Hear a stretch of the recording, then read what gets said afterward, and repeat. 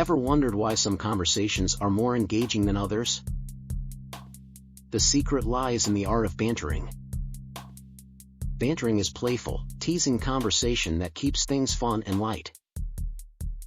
It's not just about humor, but also about connection and rapport. Let's dive into some examples of banter lines and responses. For instance, "You're a lot of trouble, aren't you?" can be responded with only on days that end in Y. Bantering can be a powerful tool to enhance your communication skills. It can make your conversations more engaging and enjoyable. And it can help you build stronger relationships. So, how can you master the art of bantering? First, practice. Like any skill, bantering gets better with practice. Second, listen. Good banter comes from good listening. And finally, be confident. Confidence is key in bantering.